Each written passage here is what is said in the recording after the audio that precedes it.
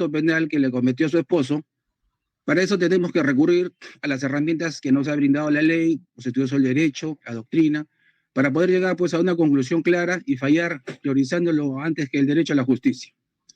Lo que quiero demostrar en esta apelación son los errores que ha cometido el ACUO, ¿no? Los errores de hecho, ¿no? Lo más relevante, porque se va a desarrollar una audiencia un poco extensa y igual ser lo más preciso, lo más sustancial, ¿no? En cuanto al del proceso judicial, el concepto de prueba. José Ovalle Favela nos dice que la prueba es la verificación o confirmación de las afirmaciones de hecho, ¿no? Expresadas en las partes. Estas verificaciones que nos indica Favela produce en el conocimiento del jugador una vez que tiene la certeza de los hechos, ¿verdad? Por otro lado, en cuanto a la valoración de la prueba, el doctor Florencio Mizán Mas sostiene que la valoración de la prueba es como una condición del debido proceso, que requiere que en ese acto cognoscitivo, o sea, por conocer, conocitivo sea integral, metódico, libre, ¿no? Razonado e imparcial. Además de la ciencia, nos dice Mixán, la experiencia, la independencia y criterio debe constituir, acá viene lo más importante de mi relato, un ingrediente especial que nos dice Mixán, Florencio Mixán Más, del conocimiento adicional, la vivencia, ¿no? Adquirida por el jugador, o sea, para formarse un juicio el juez. Aquí podemos advertir, señor presidente, que este ingrediente especial, ese conocimiento adicional, es casualmente el medio probatorio documental que se llama peritaje, que el juez de la recurrida no ha tomado la debida importancia, diría yo, pues quien lo realiza es un médico legista profesional, experimentado, hábil, ¿no? Que cuenta con la pericia para poder emitir un dictamen pericial sobre las cuestiones relacionadas con su especialidad y que es reconocido por la sociedad por su autoridad científica moral, que se corrobora con la declaración, en este caso, de mi patrocinado José Antonio Gallo Pedemonte el agraviado, cuando dice, los hechos de las agresiones fueron el 4 de diciembre del año 2018. Guardan una correspondencia, ¿no? Temporal antigua, porque la denuncia lo hizo él el 14 de diciembre, o sea, son 10 días, ¿no? Que descarta, pues, que haya sido una situación preparada por él, ¿no? Se puede presumir, pero no es así, ¿no? Tal como le indica, pues, el certificado médico legal 1840 BFL, donde las lesiones tienen una característica, ¿no? Que revela esas equimosis amarillentas, verduzcas, que no se dan al momento. Porque como usted sabrá, señor magistrado, cuando se le pregunta a la testigo Alison Andrea y su papá la lleva a su cuarto después del conato, el pleito, ella indica, cuando su papá, ella le dice, mi papá me dijo que mi mamá le había golpeado el pecho a mi papá de manera inmediata, lo cual se prueba, pues, lo que indica que sí hubo agresiones, ¿no? Eso no fue preparado, ¿no? La testigo Alison Andrea Gallo Herbias, el día de los hechos de manera inmediata, dice, mi papá me dijo que mi mamá le había golpeado el pecho, ¿verdad? Entonces, lo dicho está corroborado, ¿no? La testigo Alison Andrea Gallo Herbias, según así lo indica el acuerdo plenario que voy a mencionar, el 2-2005, que habla sobre la declaración de la víctima como prueba de cargo en el numeral B. Esto nos indica que tiene que haber una verisimilitud, ¿no? Que no solo incide, ¿no? En la coherencia y solidez de la propia declaración, sino que esta debe estar rodeada, pues, de corroboraciones periféricas, en este caso de la testigo Alison, cuando dice que sí, efectivamente le había golpeado el pecho a su padre, a su madre, le había pegado, ¿no? Y el otro punto importante es casualmente el certificado médico legal, ¿no? Número 1840 BFL, donde se expone, pues, sobre la esquimosis antes mencionado. Como le digo, señor magistrado, en este punto quiero aclarar, ¿no? Que el señor, que no obstante el juez de la recurrida dice que la versión, ¿no? Él dice así, ¿no? Que la versión que ha traído el presunto agraviado José Gallo Pedemonte, si bien no es fantasiosa, tampoco es irreal, o sea, le cree, no, para el juez no es fantasioso, tampoco es irreal. Sin embargo, consideramos, dice el juez de Equo, que no está corroborado, dice, ¿no? Con otros elementos de prueba de naturaleza objetiva. Entonces se olvidó el Equo, ¿no? De plano, de lo que dice el mencionado acuerdo plenario. No obstante, obviamente, tener a la vista los dos medios periféricos, reales, ciertos, ¿no? como es el certificado médico legal 1840 BFL, y la declaración, obviamente, de la testigo Alison Andrea Gallo Herbias, y la misma acusada, yo diría que la misma acusada, porque cuando ella dice que se vaya de su casa, porque supuestamente al revisar su teléfono, o sea, viola su derecho, ¿no? Revisa el teléfono de mi patrocinado, ¿no? Y se llena de ira, de cólera, ¿no? Y lo que hizo, ¿no? Fue casualmente ir a verlo a su cuarto y a decirle lo que estaba haciendo, que sigue siendo lo mismo. Y fue ella la que se sintió agredida digamos, por la no confianza que le tiene a su esposo, ¿no? Eh, y se presume, pues, y se puede presumir, ¿no? Que ella fue la agredida, ella fue la que lo golpeó, efectivamente, a mi patrocinado. Por otro lado, en cuanto a las declaraciones del hermano de la acusada, Eric Herbias Nolasco, y la testigo Alison Andrea Gallo Herbias, esta última hija de la acusada, que viven en la misma casa, ellos no gozan de credibilidad, digo, señor presidente, porque son consanguíneos, ¿no? Viven en la misma casa, ¿no? Tiene cierto roce familiar cotidiano, igualmente Eric Herbias Nolasco, que es el hermano, ¿no?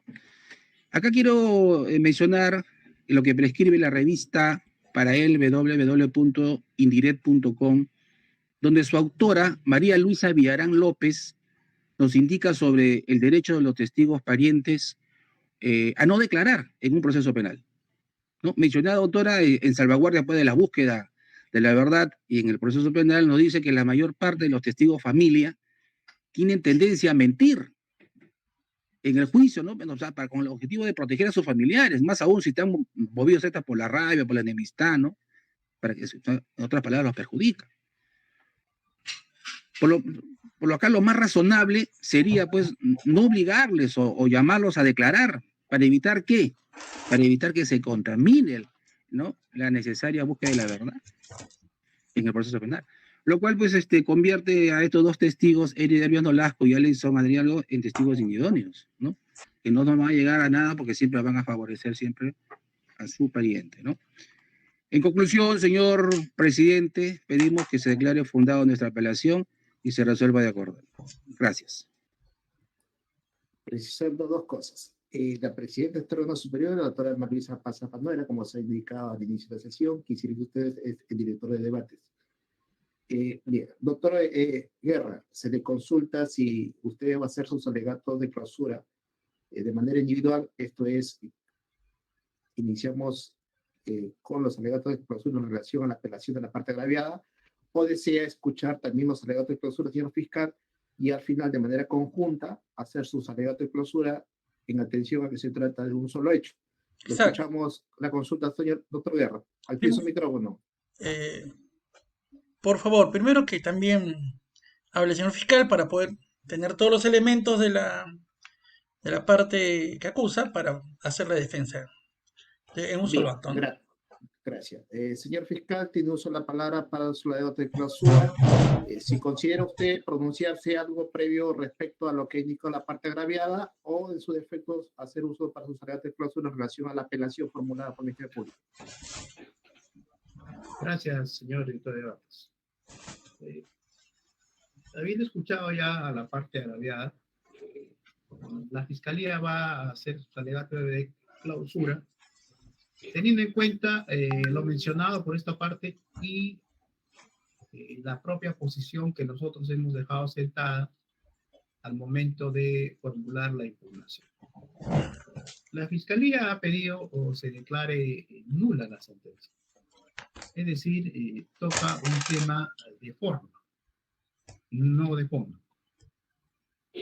Hemos escuchado al defensor señalar algunos temas de forma, pero nosotros vamos a incidir esencialmente en los defectos en los que podemos encontrar una causa de nulidad en la sentencia venida en grano. Si podríamos rotular este caso, tendríamos que denominarlo el caso del teléfono. Pues en torno al teléfono es lo que giran los hechos. Eso para poder comprender el problema jurídico. No se trata de decir que hay condena porque la hay o hay absolución porque no la hay. Aquí pasa por la comprensión del problema jurídico en un tema de derecho penal de familia, que es algo que el juez inicialmente ha olvidado en este caso. Y es que en el derecho penal de familia, teniendo en cuenta la normatividad reciente del año 2015, que regulaba todos los temas de violencia familiar, precisamente la ley para prevenir y erradicar y sancionar la violencia familiar tenía ese objetivo. Es evidente que las actuaciones probatorias deben darse entendiendo este contexto. Así, por ejemplo, lo señalado en el acuerdo plenario 2-2005 respecto al valor de declaración de testigos en el derecho penal de familia se relativiza, porque en primer lugar no pueden estar prohibidas las actuaciones de testigos que tengan vinculación directa con el imputado o la agraviada. En el derecho penal de familia, estos testigos sí pueden ser incorporados al proceso, sí puede recibirse su declaración. Lo que sucede es que en estos casos debe priorizarse el contexto. Por lo tanto, sus declaraciones deben ser tomadas con la reserva del caso, y el primer elemento que señala este acuerdo plenario, el de ausencia de incredibilidad subjetiva, se ve relativizado y cobra mayor importancia el segundo elemento, que es la verosimilitud de los hechos que pueda narrar el testigo. Por lo tanto, para dejar en claro, la declaración del testigo de por sí, si es familiar, no puede ser tildada de inválida, sino debe ser analizada dentro del contexto en que suceden los hechos. En este caso, señor, el tema pasa porque el juez no ha comprendido cabalmente la problemática jurídica que se le puso en conocimiento. ¿Y por qué, señor? ¿Cuál fue el discurso del fiscal en el inicio del juicio oral? ¿Cuál fue su proposición fáctica? Señaló esencialmente como hecho principal que hubo un altercado verbal entre las partes. ¿Y cuáles son los hechos de probanza? El tema del famoso celular. Si se le quitó o no se le quitó. 1. 2. Si la acusada lo agredió o no. Y 3. Si la menor hija de ambos, ¿en qué instante llegó a ver o no ver el hecho? Esos son los puntos de probanza. No ha sido producto de probanza la denuncia tardía, si le tiró toda la ropa. Eso no ha sido objeto de probanza. Porque aquí estamos discutiendo, señor, lesiones físicas. Y es lo que se tiene que probar y analizar. ¿Qué ha quedado claro, señor, a lo largo del proceso? En primer lugar, ha quedado claro el contexto en que ocurren los hechos. La declaración del agraviado es verosímil en cuanto señala que estos problemas suceden después de una campaña electoral. Y basta revisar la información pública. El señor fue candidato en el año 2018. Las elecciones finalizaron en el último tercio de ese año. Por lo tanto, no está mintiendo al señalar esta primera circunstancia. La segunda circunstancia, el hecho de que habían desavenencias familiares, también está totalmente acreditada por los dichos del acusado, de la acusada, el agraviado y el testigo. Hablamos del testigo mayor de edad, que además es el hermano del acusado, para tener en cuenta. La tercera circunstancia, vamos a dejar para el final el tema de la agresión física,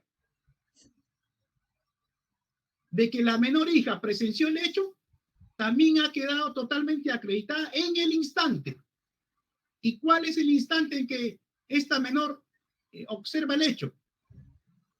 Después que según el agraviado ocurrieron las agresiones físicas.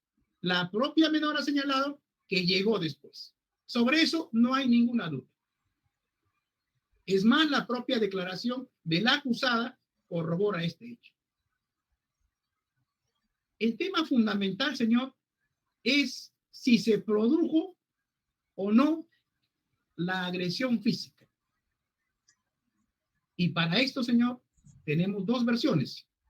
La del acusado, que señala que el agraviado, que señala que la acusada lo agredió con golpe de puño, y la versión de la agraviada. ¿Cuál fue la posición de la agraviada al inicio del juicio oral? Y está en la sentencia.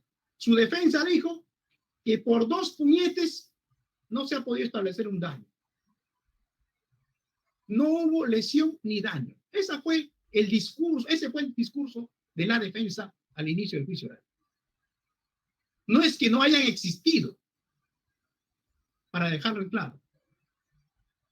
Entonces, los puntos controvertidos, ya cerrando el tema, señor, tenían que ver estrictamente con la realización del daño físico.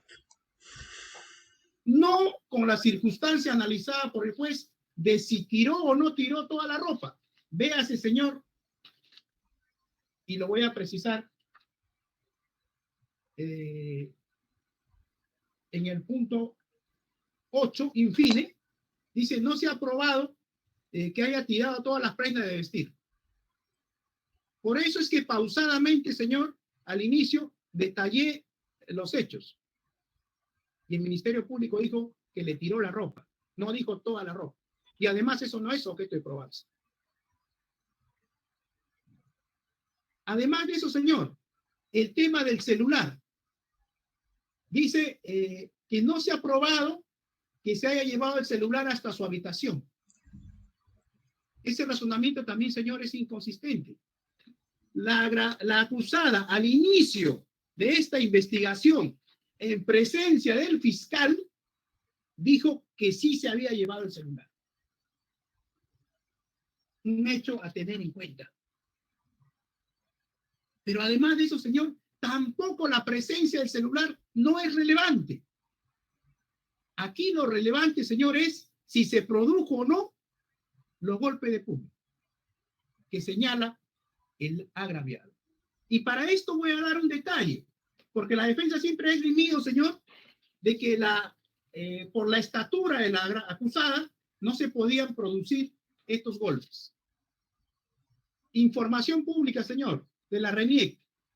La acusada mide 1,68 y el agraviado 1,76. Es decir, solo hay 8 centímetros de diferencia entre ambos.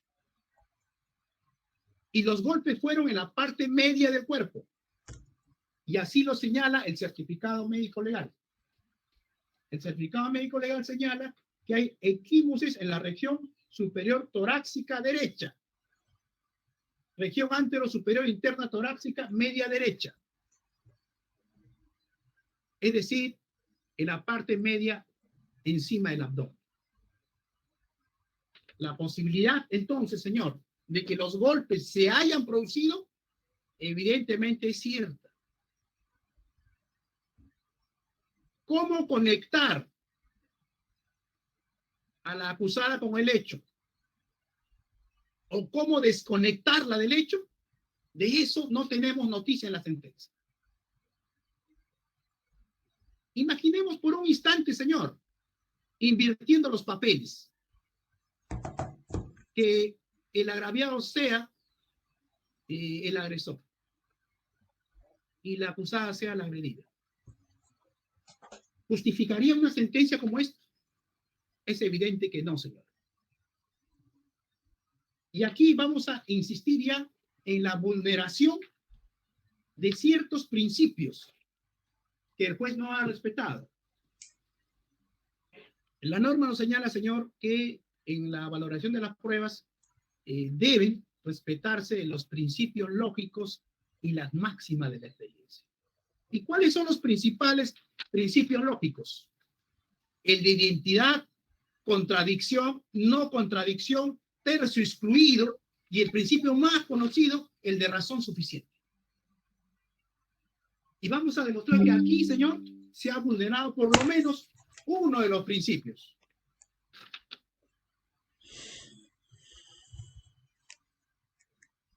Considerando 10.10, dice, cabe señalar que la regla de la lógica nos indica que si la acusada hubiera agredido al denunciante, es evidente que no le habría indicado a su menor hija que llame a la policía. Eso no soporta, señor, ningún principio lógico. No tiene ningún sustento. ¿Por qué? Especialmente en el principio de razón suficiente. ¿Cuál sería la razón suficiente para sustentar esta conclusión? Después, se señala 10.8. Este órgano jurisdiccional considera que la versión que nos ha traído el denunciante, José Antonio Pedemonte, no está debidamente corroborada en su totalidad, contradiciendo, conforme ha señalado la defensa, una consideración anterior donde dice que no es que no le crea al demandante, sino que esto no está corroborado. Vulnerando, señor, un principio lógico, que es el principio del tercio excluido. No se puede sacar una conclusión como esa. No existe conclusión intermedia. No es posible decir, es cierto lo que dices, pero no te creo. Eso no es posible. Y en el peor de los casos, tengo que decir por qué le creo a la otra parte y por qué no te creo a ti. De eso tampoco hay noticia. Por lo tanto, consideramos, señor, en este caso, sí existen elementos para concluir que la sentencia, en primer lugar, está viciada de nulidad. El razonamiento, señor, no es suficiente. Tampoco se ha invocado siquiera una máxima de la experiencia. Y que en este caso sí serviría para sustentar una condena. Pero nosotros no estamos pidiendo condena. Estamos pidiendo la nulidad de la sentencia. Y tenemos que ser coherentes con nuestro pedido. El razonamiento judicial, señor, evidentemente es insuficiente.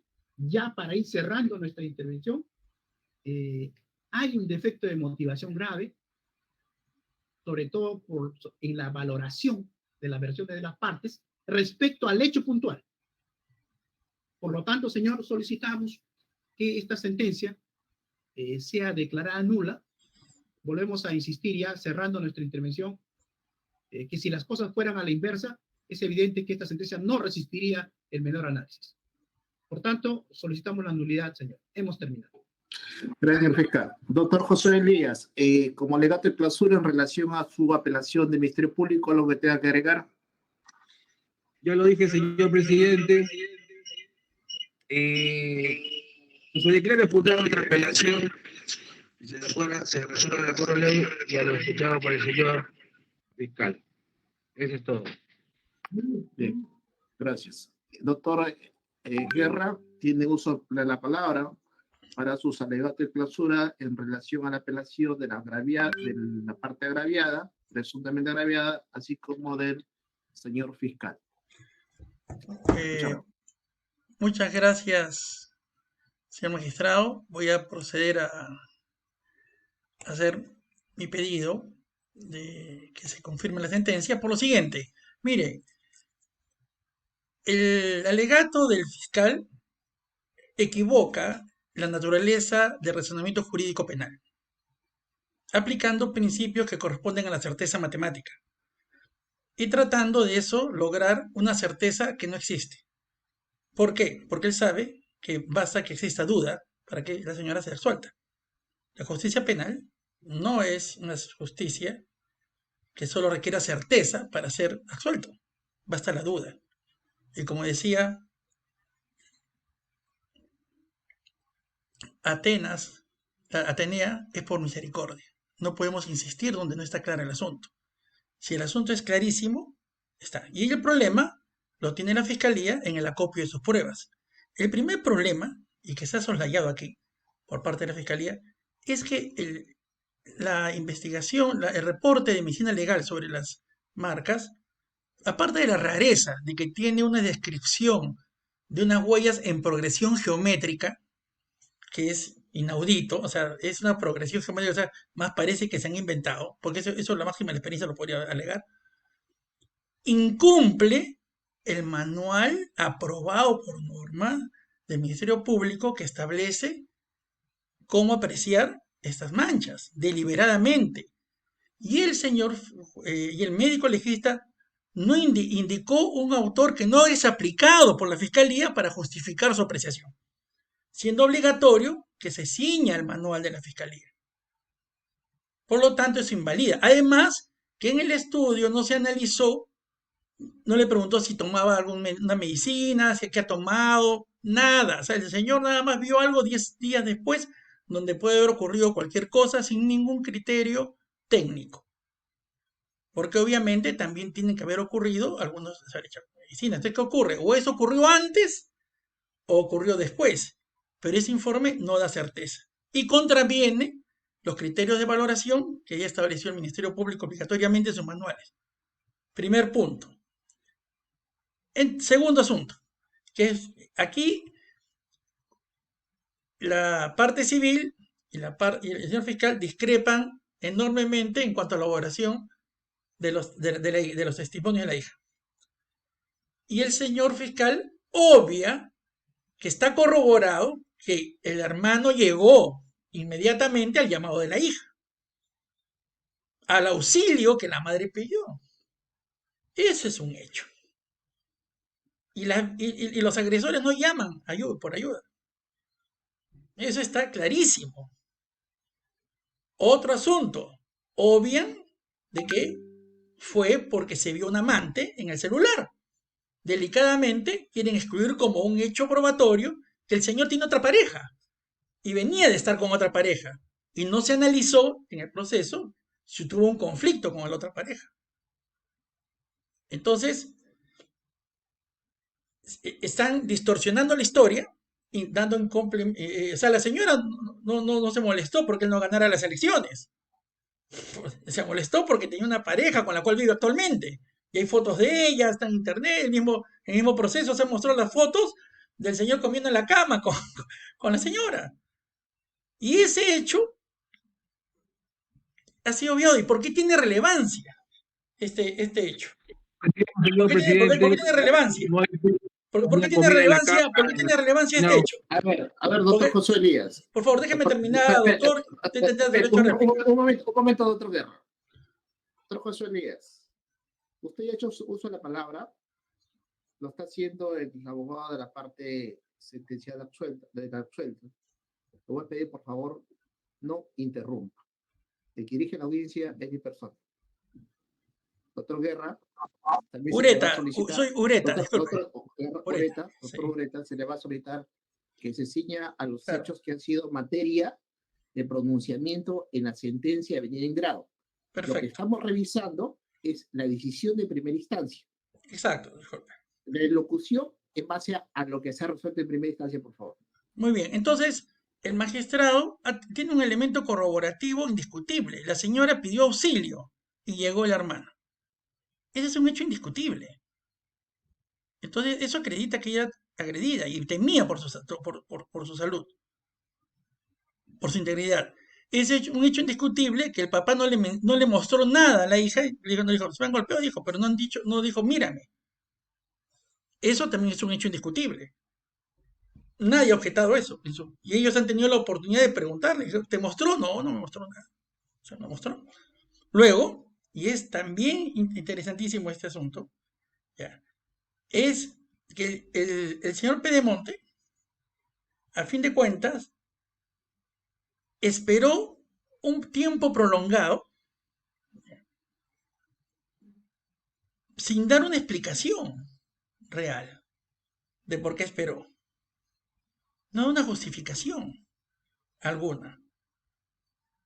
Entonces, ¿qué podemos entender? Estos vacíos probatorios, tanto de la acusación como de la fiscalía, crean una duda favorable a la señora porque certeza de que ocurriera o no cómo ocurrió, tenemos elementos muy escasos. Los vecinos no escucharon, no habían más personas, el señor no se quejó inmediatamente, no fue el médico por sentirse incómodo. En cambio, estuvo repartiendo diplomas, creo, el día siguiente, una fiesta. Entonces, lo importante es eso, o sea, la falta de verosimilitud de la acusación es lo que absuelve a la señora. Lo que ocurrió son opiniones ahora. No sabemos, no estuvimos presentes. Pero falta verosimilitud absolutamente en la acusación. Y el juez, obviamente, razonado de manera muy justa, mostrando pues que los hechos como se sucedieron no corresponden a hechos que merezcan una imputación que está pidiendo el señor fiscal. Así, esa es la conclusión más certera conforme a lo que el ordenamiento pide. ¿Por qué? Porque también el señor Pedemonte no llamó testigos, si hubieran dicho, oye, mira cómo me pegó, cómo me siento mal, o sea, ni médicos, no fue un médico, no se quejó contra nadie inmediatamente, ni siquiera fue la policía. O sea, 10 días. Son 10 días donde él ha reflexionado qué hacer, aprovechando esta situación, en medio de todos los problemas que tiene, porque obviamente una infidelidad compromete a un candidato, un juicio de alimentos compromete a un candidato, un despido de la esposa compromete a un candidato y despilfarrar el dinero de una empresa compromete al candidato. Y eso también, las casaciones correspondientes, ese contexto también desvirtúa su intención, la intención que ha tenido. Entonces, señor magistrado, por eso pedimos que se confirme la sentencia, porque recoge una verdad material. Hay una gran duda provocada por la misma fiscalía y la forma como relata el supuesto agraviado de los hechos. Muchas gracias. Bien. Se advierte la conexión del señor y finalmente si tiene algo más que agregar a lo que ya sucedió su señor abogado. Señor José Gallo, por favor, tiene su micrófono, acredítese.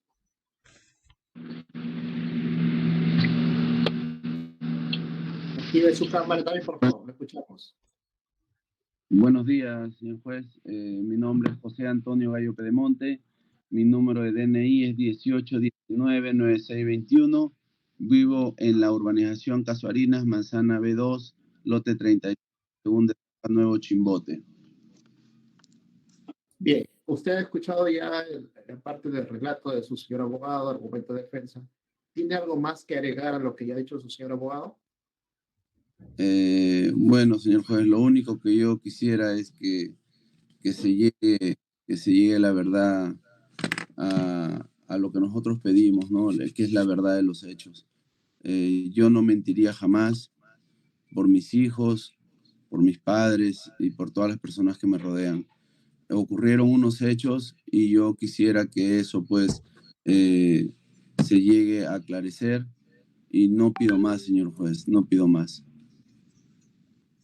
Bien, gracias. En ese sentido, se le va a conceder uso a la palabra a la señora Isabel Hervías para que ejerzan su defensa material. Señora, ¿algo más que tenga que agregar a lo ya dicho por su señor abogado? Sí, su señoría.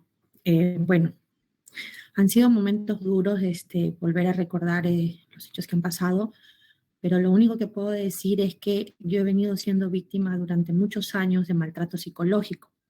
Y una de las razones que el señor fue a presentar una denuncia acusándome de cosas que supuestamente habían ocurrido fue porque yo presenté una denuncia por maltrato psicológico por el cual el juez el día 3 de enero del 2019 lo retira de la casa, aduciendo de que yo corría un riesgo severo al tener al señor en casa, dado las circunstancias de los hechos que se venían suscitando por insultos constantes del señor, porque, bueno, él tenía una pareja nueva y con respecto al tema del celular, el celular estuvo en la casa, estuvo en la sala, yo no lo sustraje de su dormitorio como aduce el señor, y mi hija corrobora el hecho porque cuando yo escucho que él sale de su habitación, yo suelto el celular aquí en la sala y lo dejo en la sala. Yo nunca me fui con el celular a mi habitación.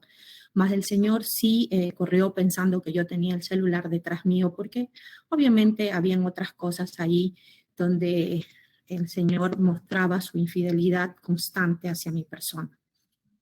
Que sí le dije que salga de la casa, sí, por una cuestión de respeto, porque ya el señor llegaba de madrugada a la casa, a veces no llegaba a dormir, se quedaba con su pareja fuera, y entonces yo pedí que se retire de la casa, sí, por una cuestión de respeto hacia mis niños.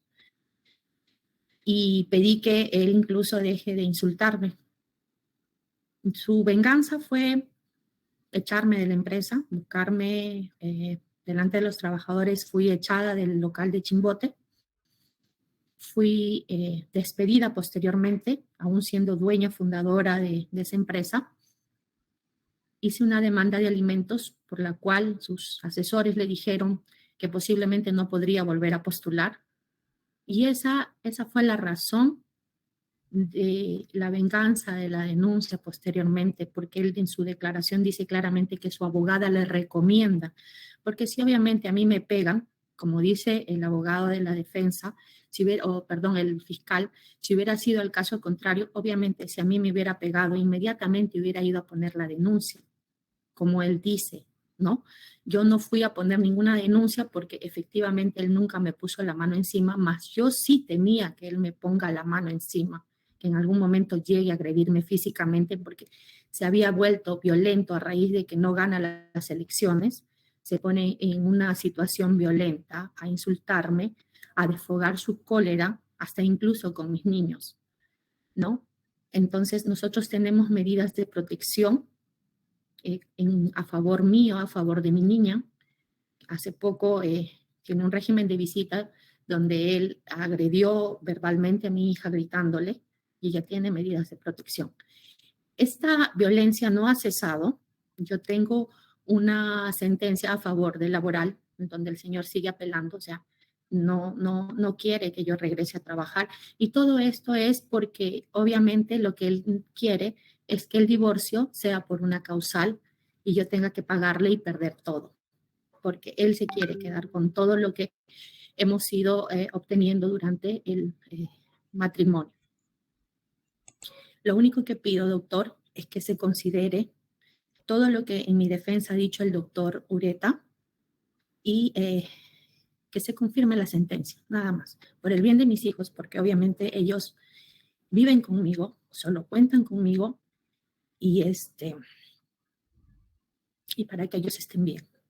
Eso es todo, señoría. Gracias. Gracias. Preguntas aclaratorias por parte de los magistrados integrantes del Tribunal Superior. Doctora Luisa. Por mi parte, ninguna, doctor Carlos.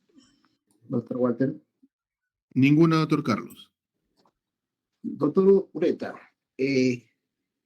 ¿existe una medida de protección por el hecho de violencia familiar? ¿Existe algún expediente? ¿Debe existir algún expediente? Que por otros casos la señora tiene medida de protección. Este hecho no. Por otros. ¿No? Porque él se fue de la casa, ¿no? Y en cambio eran las otras demandas que le estaba haciendo.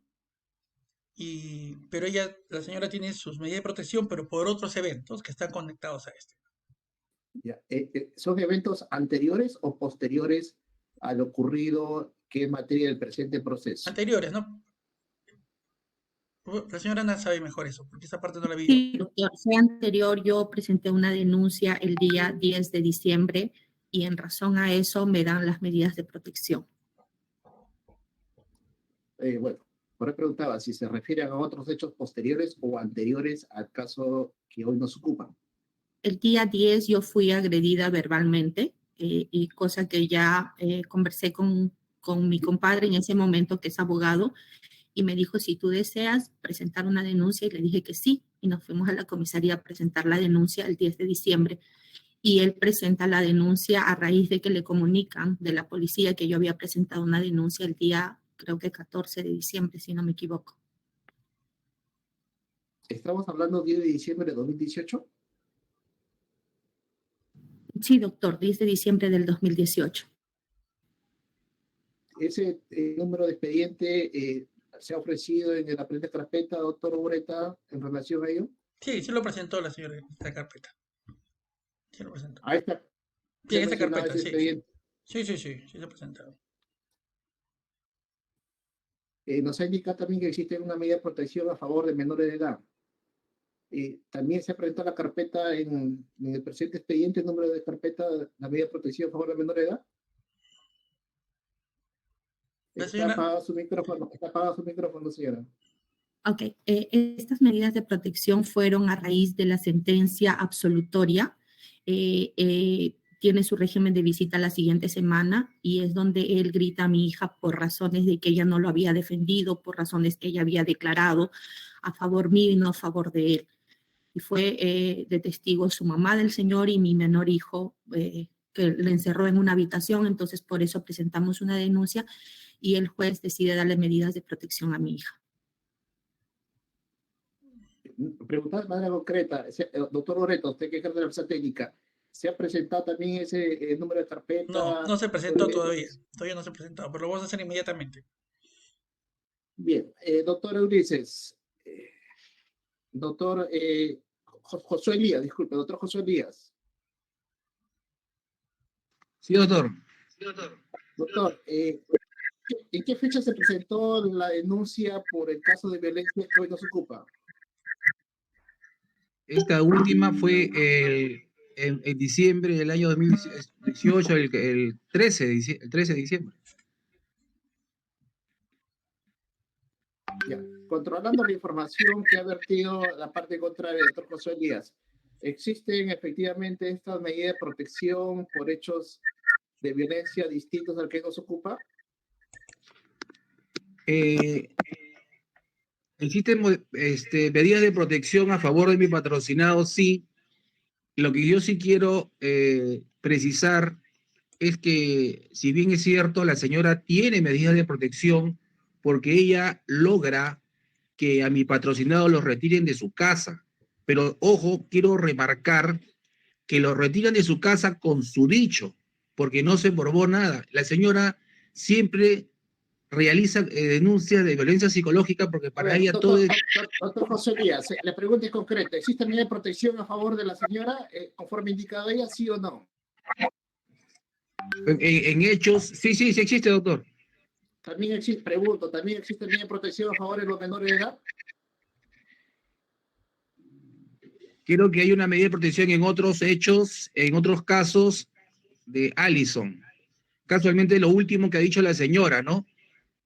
Como vuelvo a decir, señor magistrado, la señora dice, siempre dice, pero no, ella no lo prueba, simplemente lo indica, y lo cual es falso, de toda falsedad. Eso ya está fuera de contexto, doctor. Bueno, a ver, doctor Elda, vamos, vuelvo a insistir, la dirección está a mi cargo, ya.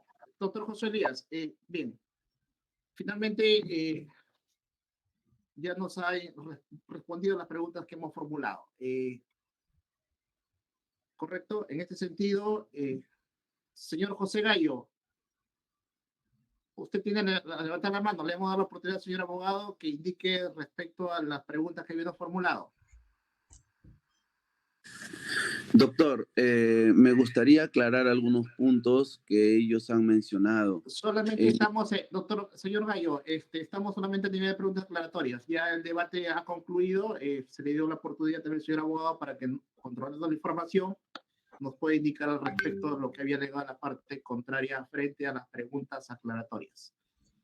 En este sentido, este superior colegiado, ya habiendo dado por concluido los debates y el uso de la palabra respectiva a las partes a efectos que ejercen defensa material, procede a señalar fecha de sentencia de vista para el día 28. A ver, señor especialista, por favor, día y hora para lectura de sentencia de vista. Un momentito, doctor. Yo le mandé un ratito.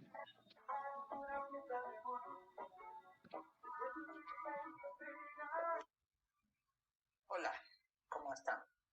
Buenas tardes. Vamos a... Perdón, es el día 18, doctor. 18 de julio. 18 de julio del año en curso a horas 3 de la tarde. Lectura de sentencia 18 de julio del año en curso a horas 3 de la tarde. Lectura de sentencia, la misma que estará a cargo del suscrito, dado que los magistrados integrantes del órgano superior se encontrarán realizando funciones de su cargo jurisdiccional.